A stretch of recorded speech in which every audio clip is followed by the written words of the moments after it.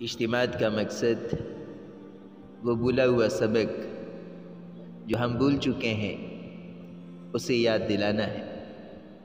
یہ رائے بند میں اجتماع ہوگا، پہلا مرحلہ شروع ہوگا تو 3 نومبر کی عصر سے، دعا ہوگی 6 نومبر کو فجر کے بعد، دوسرا مرحلہ شروع ہوگا 10 نومبر کی عصر سے اور 13 نومبر کی فجر کے بعد دعا ہوگی۔ یہ اجتماع کی تاریخیں ہیں، اجتماع کے ختم ہونے کے لیے ہیں۔ اجتماع شروع ہوتا ہے جس دن اجتماع کے لیے تاریخ دے دی جائے۔ حاجی صاحب رحمۃ اللہ علیہ بار بار فرمایا کرتے تھے کہ اجتماع اس دن سے شروع ہو جاتا ہے جس دن سے مشورے میں یہ بات رکھی جاتی ہے کہ فلاں وقت میں فلاں اجتماع ہوگا۔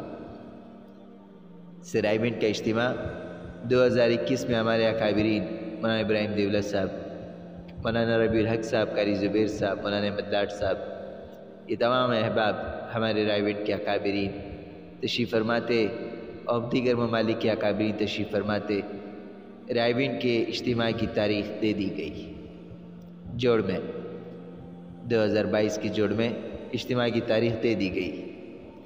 تو یہ مارچ کے مہینے سے اجتماع نومبر کے مہینے تک یہ شروع ہو چکا ہے۔ یہ جو اجتماع ہوگا 3 نومبر کو، 4، 5 کو، 6 کو دعا ہوگی، پھر 10 کو شروع ہوگا، 11، 12، 13 کو دعا ہوگی۔ یہ تو اجتماع کے ختم ہونے کا دن ہے۔ اصل محنت کے دن یہ دن ہے جو جا رہی ہے۔ سارے امت کو آگاہ کرنا، یہ بھولا ہوا سبق ہمیں یاد دلانا ہے۔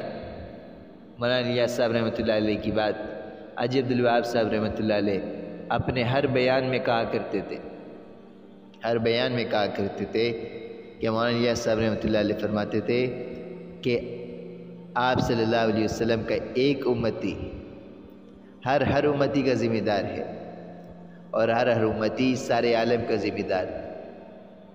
یہ ذمہ داری ہے، ذمہ داری سے کوئی منہ نہیں موڑ سکتا، اپنے آپ کو پیچھے نہیں ہٹا سکتا، اپنے آپ کو آگے کرنا ہے، اس محنت میں لگنا ہے، اور سارے عالم کی فکر کے ساتھ کہ اللہ نبی علیہ السلام کی مبارک امت ہے، مبارک دین کا کام ہے، آپ صلی اللہ علیہ وسلم کی اس امت کو جہنم کی آگ سے بچا کر اے اللہ جنت کی طرف لے جانے والے بنے، مجھے اس راہ کے لیے قبول فرما۔ آپ صلی اللہ علیہ وسلم اپنی ایک امت کے لیے اللہ سے رو رو کے دعا کرتے رہے، اللہ میری امت کا کیا حال ہوگا، اللہ میری امت کا کیا حال ہو۔ اسی طریقے سے بے چین وہ طلب، وہ شوق، وہ مزاج ہمارے اندر آئے کہ ہم آپ صلی اللہ علیہ وسلم کی امت کے ہر فرد کو جہنم سے بچا کر جنت میں لے جانے والے بنے، ہر فرد کو جہنم سے بچا کر جنت میں لے جانے والے بنے۔ یہ ہماری ذمہ داری ہے، مقصد ہے ہمارا۔ ہم راستے سے چل رہے تھے اور چلتے چلتے بہت دور جا پہنچے، نہ منزل کا ٹھکانہ یاد تھا، نہ راستے کی خبر تھی، بس ایسی بنجر زمین پر آ پڑے کہ ہم اپنی زندگی کا مقصد ہی بھول گئے۔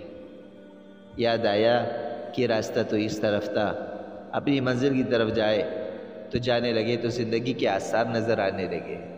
اسی طریقے سے اس دین کی کام میں آخرت کی بلائیاں ہیں۔ تھوڑی سی آزمائش اللہ پاک اپنی امت پہ لاتے ہیں، تھوڑی سی آزمائش اپنے بندے پہ اللہ پاک لاتے ہیں، لیکن آزمائش اتنی لاتے ہیں جتنی اس میں برداشت ہو، برداشت سے زیادہ اس پر آزمائش نہیں لاتے۔